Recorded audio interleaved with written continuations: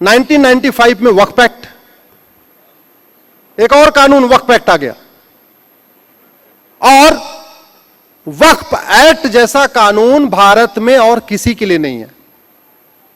हिंदू के लिए नहीं है, जैन के लिए नहीं है, बौद्ध के लिए नहीं है, सिख के लिए नहीं है, ईसाई के लिए नहीं है, पारसी के लिए नहीं है, यहूदी बहाई किसी के लिए नहीं है। और उस कानून में इतनी पावर दिया बोर्ड को कि बिना किसी इंक्वायरी, बिना किसी इन्वेस्टिगेशन, बिना किसी डॉक्यूमेंट को भी वो नोटिस भेज सकता है कि यह प्रॉपर्टी वक्फ बोर्ड की प्रॉपर्टी है। उदाहरण के लिए, वैसे इतनी हिम्मत तो नहीं पड़ेगी यहां नोटिस भेजने के लिए, लेकिन अगर बाय द वे वो भेज दे कि भाई ये जमीन वक्फ बोर्ड की है, तो हम नागपुर की कोर्ट में नहीं जा सकते। हम उस नोटिस के खिलाफ नागपुर की कोर्ट में नहीं जा सकते। उस नोटिस के खिलाफ हमें वक्फ ट्रिब्यूनल में जाना पड़ेगा, जिसका ऑफिस मुंबई में है। अब यहां से 500-600 किलोमीटर तो होगा मुंबई, 750 किलोमीटर। तो मतलब जिस समस्या का समाधान 10 किलोमीटर दूर डिस्ट्रिक्ट कोर्ट में हो सकता है, उसके लिए 750 किलोमीटर दूर जाना पड़ेगा हमें मुंबई वक्फ ट्रिब्यूनल में। जो लोग समझदार हैं, जो पढ़े लिखे हैं, कानून समझते हैं, चलो वो तो फिर भी चले जाएंगे। वो आदिवासी क्या करेंगे, वो दलित क्या करेंगे, जिन्होंने कभी अपने जिले की कचहरी नहीं देखी है, जिन्होंने कभी नियम कानून को देखा नहीं, उनके सामने अगर एक नोटिस आ जाए कि तुम्हारा गांव ये पूरा पूरा वक्फ प्रॉपर्टी है, वो तो बेचारे परेशान हो जाएंगे। वो तो उन्हीं का हाथ पैर जोड़ेंगे, वापस ले लो, वापस ले लो। ये जो वक्फ कानून है ना, 1995 में जो बनाया गया, आज की डेट में रेलवे और डिफेंस के बाद सबसे ज्यादा प्रॉपर्टी का मालिक है। लैंड माफिया बन चुका है वक्फ बोर्ड। एक्सटॉर्शन का काम कर रहा है। आपके घर पे नोटिस भेजेगा, देखेगा बड़े आदमी हैं, परेशान नहीं होंगे, 500 किलोमीटर दूर वक्फ बोर्ड ट्रिब्यूनल में नहीं जाना चाहेंगे, ले दे के डील कर ले, बटी का 5 लाख रुपए लाओ, नोटिस वापस। एक्सटॉर्शन वसूली कर रहा है, और वसूली के साथ साथ दलितों का, आदिवासियों का धर्मांतरण करवा रहा है। आदिवासी क्षेत्र में महाराष्ट्र का जो बॉर्डर का डिस्ट्रिक्ट है, जहां जंगलों में आदिवासी रहते हैं, जिन्होंने कभी आसपास की कचहरी नहीं देखी, कभी कोर्ट नहीं जाते, वहां वो नोटिस भेजता है। नोटिस भेज के बोलता है तुम्हारी पूरी जमीन ये वक्फ बोर्ड की है। बोले साहब क्या करें? बोले कन्वर्ट हो जाओ, कन्वर्ट हो जाओ तो तुम्हारी जमीन तुम्हारे पास रहेगी। ऐसा कानून बनाना गद्दारी है कि नहीं? जरा जोर से बोलिए। ऐसा कानून बनाना मक्कारी है कि नहीं? ऐसा कानून बनाना राष्ट्रद्रोह है कि नहीं? क्या ऐसा घटिया कानून बनाने के लिए इनको वेतन भत्ता, गाड़ी बंगला मिलता है? तो समाधान सड़क, संसद, और मैंने इस कानून को सुप्रीम कोर्ट में चैलेंज किया हुआ है।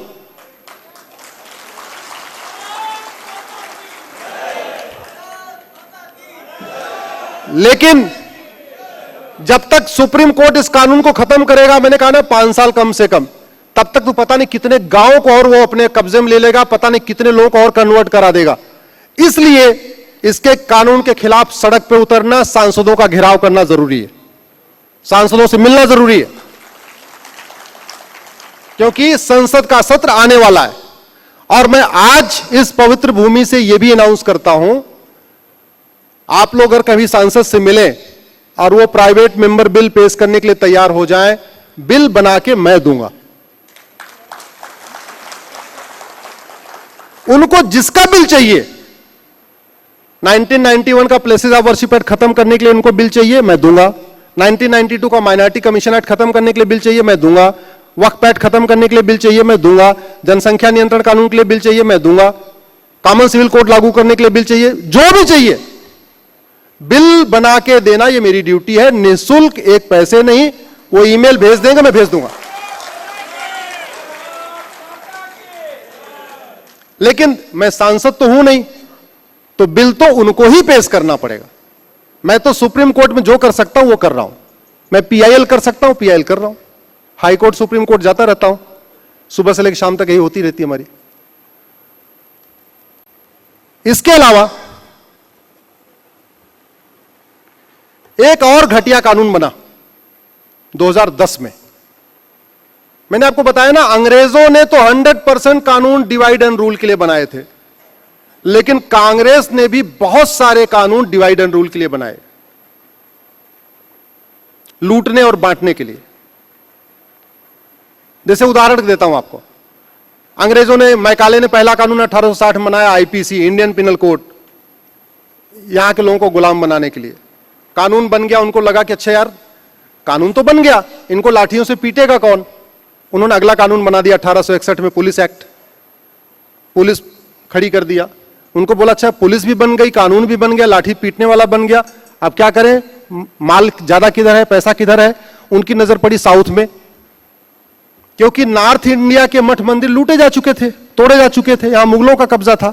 साउथ में मुगल नहीं पहुंच पाए थे। शिवाजी महाराज ने और इधर के अपने महाराज जो नागपुर के राजा थे, नाम नहीं याद आ रहा है मुझे, उन लोगों ने उनको यहां बॉर्डर पर रोक रखा था, तो मुगल यहां से साउथ नहीं निकल पाए। मतलब आंध्रा, तेलंगाना और केरल, कर्नाटक और ये वाला जो एरिया था उनके कब्जे में नहीं आया।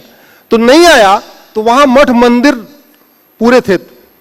उन्होंने तीसरा कानून बनाया 1863 में, उसको कहते हैं रिलीजियस एंडाउमेंट एक्ट, उसको कहते हैं धार्मिक बंदोबस्ती कानून। और कानून बना के सारे मठ मंदिरों को उन्होंने अपने कंट्रोल में ले लिया। तो मुगलों ने जो जो काम तलवार के दम पे किया, अंग्रेजों ने वो सारे काम कानून बना के किए। और अंग्रेजों ने जो काम कानून बना के किए, आने वाली सरकार ने, कांग्रेस की सरकार ने वही काम कानून बना के किया। 1863 में मठ मंदिरों का कंट्रोल करने कानून बनाया, सारे साउथ के मठ मंदिर उसने कंट्रोल में ले लिया, अंग्रेजों कंट्रोल में चले गए। उनको लगा अच्छा यार पुलिस भी हो गई, कानून भी हो गया, मठ मंदिर कंट्रोल में आ गया, जो ज्यादा इधर उधर करे उसको सजा कैसे देंगे। बोले काम करो, कोर्ट खड़ी कर देते हैं, एविडेंस एक्ट बना देते हैं, गवाहों के बयान हो गए, अब वकील भी उनके, जज भी उनके, कानून भी उनका, सजा शुरू हो गई। उनको लगा अच्छा अब जमीनों पर और कैसे कब्जा करें, अगला कानून बनाया लैंड एक्विजिशन एक्ट। इस पूरे देश में सिविल लाइन आपको मिलेगी। आपके एरिया में सिविल लाइन है कि नहीं, हाथ उठाइए, किसके किसके एरिया में सिविल लाइन है। हाँ, यहां नागपुर में भी सिविल लाइन है, इलाहाबाद में भी है, कानपुर में भी है, दिल्ली में भी है। जानते सिविल लाइन कैसे बनी? अंग्रेजों को लगा कि यहां हमको चर्च को एस्टेब्लिश करना है,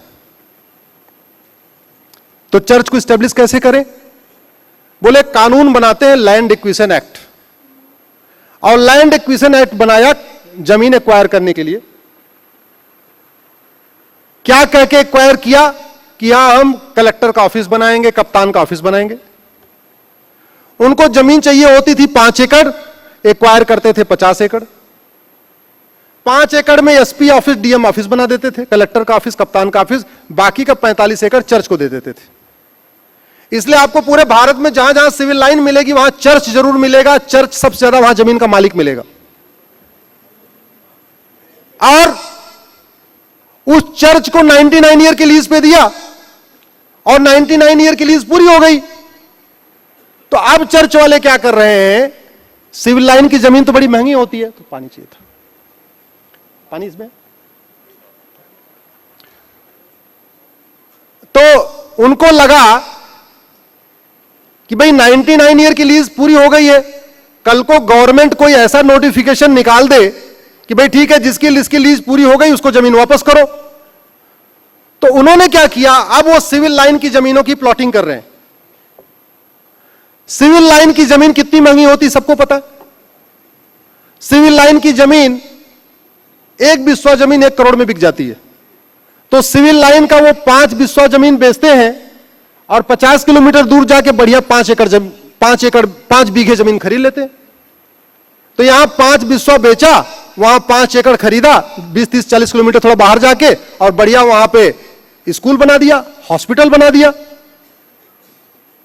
तो चर्च का फाइनेंशियल सिस्टम इतना तगड़ा हो गया है कि बाहर का जो पैसा आ ही रहा है वो तो आ ही रहा है, लेकिन विद इन कंट्री इतना उनके पास सिविल लाइन की जमीनें हैं कि अगर वो बेचे तो कम से कम 5 लाख करोड़ रुपए उनको ऐसे ही मिल जाएगा। और दुश्मन से लड़ने के लिए दो चीज जरूरी है। आप अपने चीजें तो मजबूत करो, दुश्मन की रसद काटना जरूरी है, सप्लाई काटना जरूरी है। ये सिस्टम है, आर्मी का सिस्टम है। जब सेना लड़ती है तो अपने तो वो सामान मजबूत करती है, लेकिन जो पीछे की सेना जिससे लड़ती है उसकी रसद काटती है कि भाई इसकी सप्लाई बंद हो जाए। हम इसलिए नहीं लड़ पा रहे हैं, हम तो कहते नहीं नमक रोटी खा के, प्याज खा के और वो अपना दाल रोटी खा के लड़ रहे हैं। उनके पास भारत के अंदर इतनी जमीनें हैं कि वो हर साल 5 बिस्वा 10 बिस्वा बेच रहे, बड़े बड़े वकील खड़े कर ले रहे, बड़े बड़े चीजों को कर ले रहे, हॉस्पिटल बनाते चले जा रहे हैं, नर्सिंग होम बनाते जा रहे हैं, स्कूल बनाते चले जा रहे हैं। क्योंकि सरकारों ने क्या किया, वो 99 ईयर की जो लीज दिया था उस लीज को वापस नहीं लिया। एक इस पे हमें बहुत अभियान चलाने की जरूरत है। जिन जमीनों की लीज पूरी हो चुकी है 99 साल की, उसको वापस लिया जाए।